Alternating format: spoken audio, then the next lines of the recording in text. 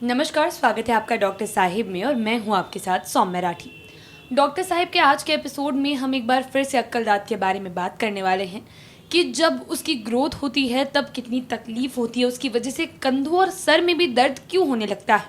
और ये सारी चीज़ें समझाने के लिए इस वक्त मेरे साथ बैठी हैं डॉक्टर गीता शर्मा, जो कि बिहार के सबसे जाने माने डेंटिस्ट में से एक हैं। डॉक्टर साहिबा को आप पहले भी कई बार हमारे चैनल पर देख चुके हैं। सबसे पहले मैम नमस्कार, बहुत बहुत स्वागत है आपका। नमस्कार। मैम, विजडम टीथ जिन्हें अक्ल दांत भी कहते हैं, जब वो आना शुरू होते हैं तब इंसान को काफ़ी ज़्यादा परेशानियां होती हैं।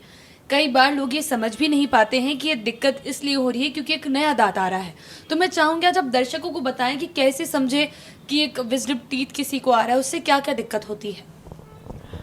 विस्टम टीथ जो अकल चाह है वो नॉर्मली 18 इयर्स से 25 इयर्स के बीच में आता है, इसीलिए इसका नाम भी विस्डम बोलते हैं क्योंकि उस वक्त मेनली अकल आती है।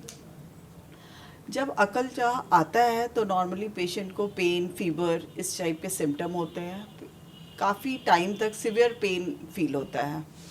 तो अगर ये दोनों साइड सबसे अंतिम दांत है, हमारे मुंह में 4 अकल चाह होते हैं। One on the right side mandible में, नीचे की चाह में, देन एक ऊपर में, दोनों कॉर्नर में एक एक अकल चाह होता है। तो नॉर्मली 4 अकल चाह होते हैं। और जब ये एरप्शन होती है उस टाइम अगर फीवर और किसी तरह की परेशानी है तो उस समय डेंटिस्ट से मिलना चाहिए। जी मैम, जो विजडम टीथ होते हैं बहुत बार लोगों को उन्हें निकाल देने की सलाह भी दी जाती है। तो मैं चाहूँगी आप दर्शकों को समझाएं कि ये कब होता है, ये सिचुएशन कब आती है। विस्टम टीथ जो है एरप्शन, वो नॉर्मली क्या है, धीरे धीरे उसका एरप्शन है। कई बार किसी पेशेंट में अगर जॉ की साइज़ कम है तो प्रॉपर एरप्शन भी नहीं होता है और पेशेंट को काफ़ी दर्द का सामना करना पड़ता है। कई बार जो अकल चाह दांत है उसके ऊपर मसूड़े की फ्लैप की टाइप अपीयर होता है, तो फ्लैप की वजह से भी दांत को निकलने में दिक्कत आती है। तो डेंटिस्ट ये देखकर देखते हैं कि किस तरह का केस है। अगर मोर देन 2/3 एरप्टेड है तब तो संभावना होती है कि वो दांत निकल जाएगा। तो इसके लिए हम लोग एक्सरे लेते हैं। एक्सरे में वो पता चलता है कि कितना पार्ट एरप्शन है और कितनी जगह है। अगर सफिशिएंट स्पेस है तो हम लोग वेट करते हैं कि ताकि दांत निकले, और उसके लिए दवाई दी जाती है पेशेंट को। लेकिन अगर किसी पेशेंट में जॉ का साइज़ कम है, उस केस में हमें उसे निकालना पड़ता है।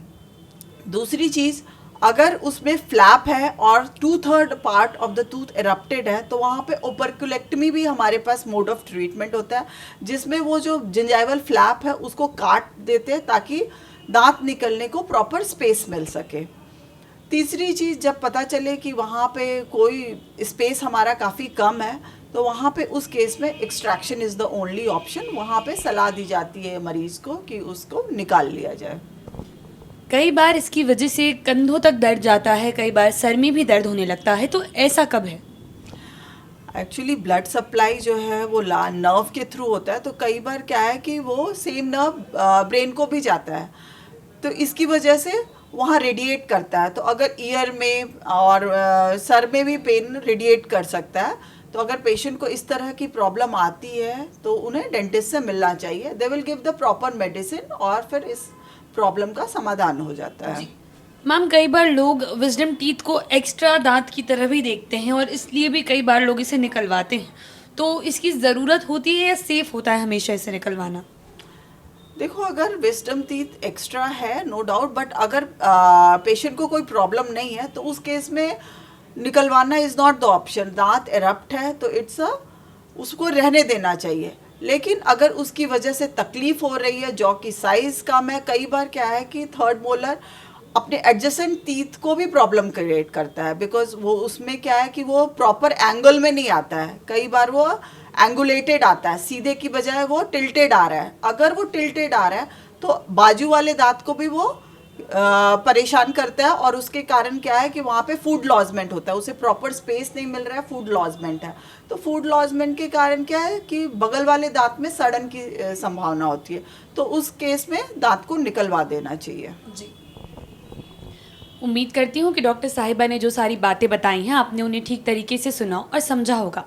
इसी के साथ बहुत जल्द मुलाकात होगी अगले एपिसोड में। तब तक के लिए अगर वीडियो को फेसबुक पर देख रहे हैं तो पेज को लाइक करें, यूट्यूब पर देख रहे हैं तो चैनल को सब्सक्राइब करें। कमेंट सेक्शन या मेल बॉक्स के माध्यम से आप बता सकते हैं कि डॉक्टर साहिबा से आपके और क्या सवाल हैं। धन्यवाद।